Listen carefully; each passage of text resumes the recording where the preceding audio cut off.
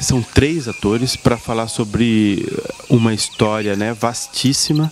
E aí é claro que a gente escolheu algumas coisas, recortes, e a peça em si, ela exige muita habilidade, destreza, sagacidade do ator. Cada ator faz, em média, 15 personagens. Volta, menino ridículo. Não é hora de só se brincar ligeiro por aí. Já chega! Me fala onde encontra esses terroristas. A minha história com o Ryoko começa em 68. Ela é 2 anos mais nova que eu. Quando ela foi para o Araguaia, eu já estava lá. Sempre, o necessário. E é da comum mesmo? Ou hoje é da baroa? Pode ser da comum, mas se você tiver da baroa, é melhor. A baroa chega tarde. Vai querer... Nós criamos uma mecânica, uma dinâmica assim, de transição, né, que exige a habilidade do ator. Ele se troca o tempo inteiro, né? Esse estar em cena, não estar em cena acontece a todo momento. Está como personagem, está como ator narrador. E eles seguram essa peteca 1h20 aí, que é o tempo do espetáculo, né?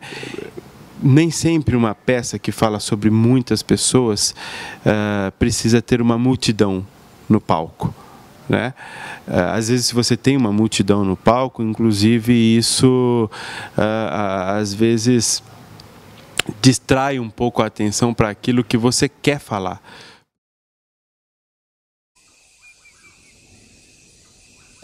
Tem um livro de um jornalista chamado Leonêncio Nossa.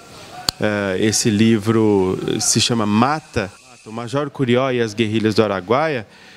E aí o pessoal se interessou, a gente começou a estudar esse livro. Foi o primeiro contato com o tema Guerrilha do Araguaia, né? Que foi fruto de um trabalho de 10 anos do Leonêncio.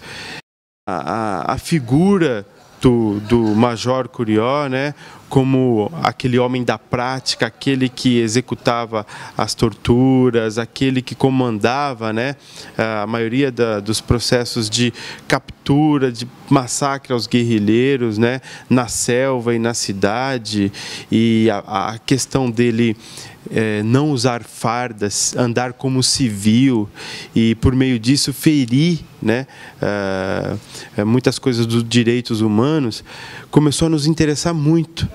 Eu tive que duelar com a Sônia como se ela fosse homem. Eu não atirei na Dina e na Tuca. Elas queriam sair da área.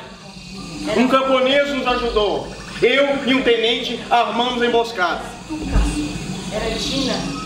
A Aura era tão bonita. Baixa, meiga. Eu pulo na loira alta e você vai na baixinha. Me pergunta se nós torturávamos guerrilheiros. Eu realizava interrogatórios. A gente não serve exatamente biscoitos lá. E a pergunta que não quer calar até hoje, né? O que levou esses jovens para lá? É claro que a gente tinha ditadura militar, que muitos deles já tinham participado de algumas convenções, de movimentos aqui na cidade, já tinham inclusive sido presos, né, no Congresso de Ibiúna, e foram para lá, como a Helenira Rezende, o próprio José Genuíno. Mas, no fundo, a pergunta é: e o que está além disso? Porque o engajamento político existe, mas existe também uma questão que a gente vê, né, ao ler sobre cada um deles, que é uma coragem, algo que brota da subjetividade de cada um, que parece que transcende, né, aquele período, que transcende a ideia de risco, de perigo, e faz 68 jovens irem para a mata e começar uma vida diferente nesse lugar, fazer amizade com a população ribeirinha, né? Então, assim, tudo isso foi encantando a gente. A partir daquele momento, a mochila seria o casaco do guerrilheiro na mata.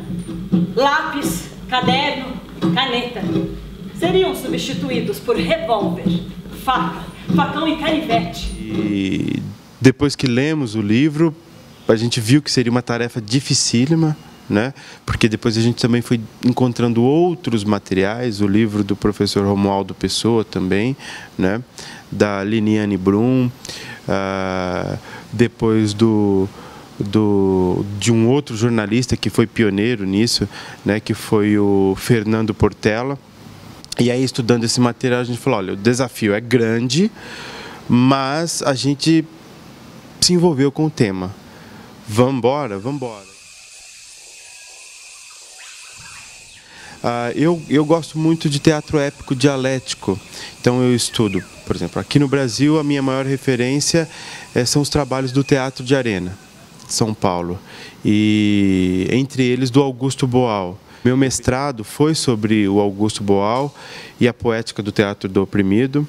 Eu sempre pesquisei na área de estética teatral e desde essa época eu pesquisava teatro brasileiro, né, com interesse no teatro épico, e isso inevitavelmente me levou também a estudar Bertolt Brecht.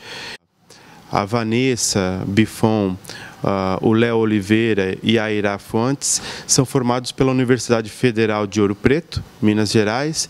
Trabalharam muito com teatro de rua, comédia dell'arte.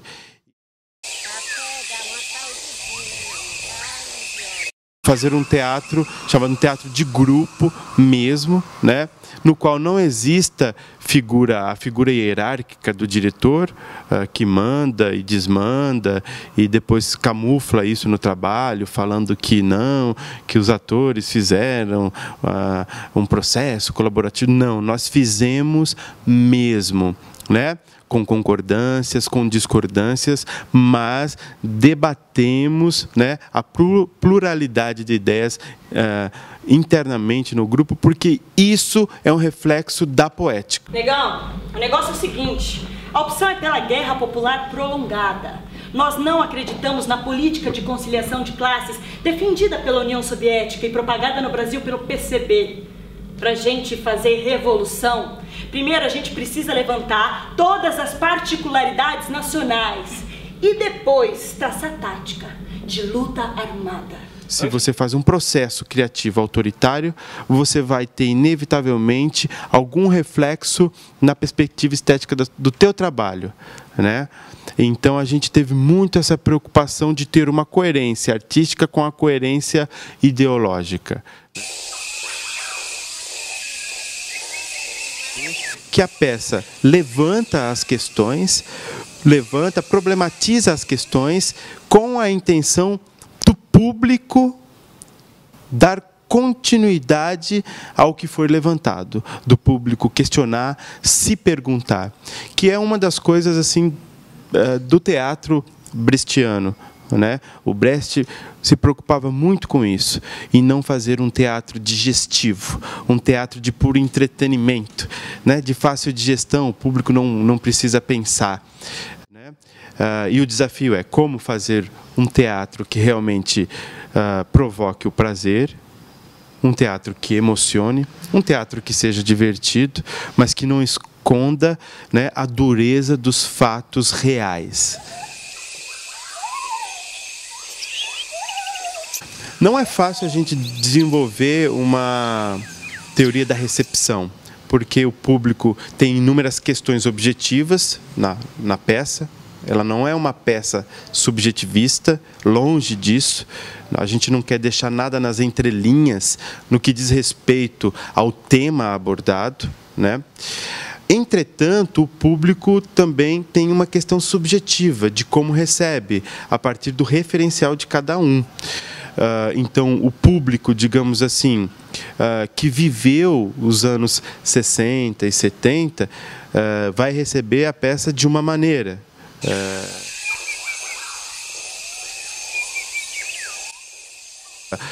O que nós trazemos são pessoas públicas, né, na peça, em situações históricas públicas, de dados e fatos conhecidos publicamente. E nós problematizamos essas questões.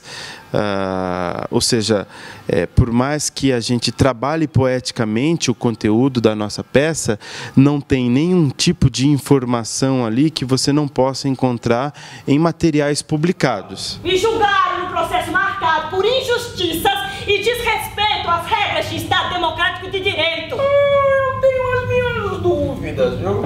Se não é com atitudes drásticas que dão no bolso, na carreira, no futuro dessas pessoas que praticam a corrupção que a gente vai resolver essa questão. E achar que existe neutralidade artística, existe neutralidade política, porque a gente sabe que a ideia de neutralidade política, artística, ela sempre vai servir a uma ideologia.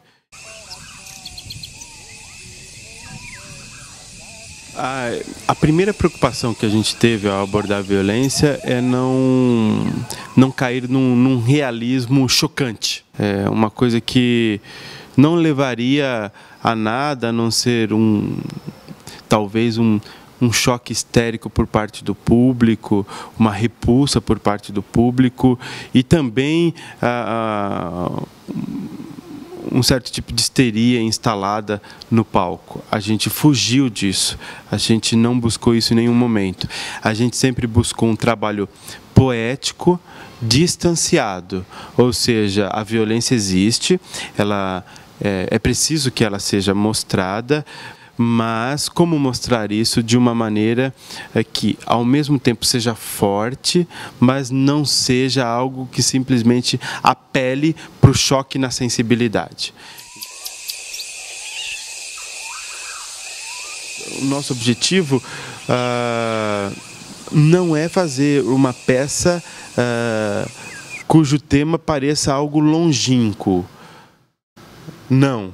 Primeiro que não é longínquo, né? Segundo que a história sempre está viva, a história sempre está no presente. A história do Araguaia, ela está viva na medida em que os corpos continuam desaparecidos, né? As pessoas responsáveis por lesar os direitos humanos não estão na cadeia, né? As famílias dessas vítimas, né, esperam por respostas. E mais do que isso, as práticas políticas, né, e intervenções de Estado praticadas no período da guerrilha do Araguaia são praticadas hoje.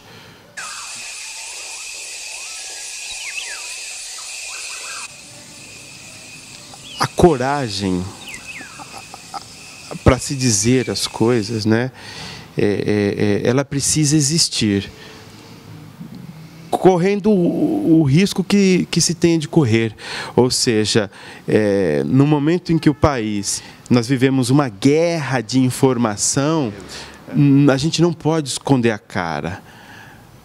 A gente não pode ter medo de ser rotulado, de ser taxado. A gente precisa dar nome aos bois, a gente precisa se posicionar.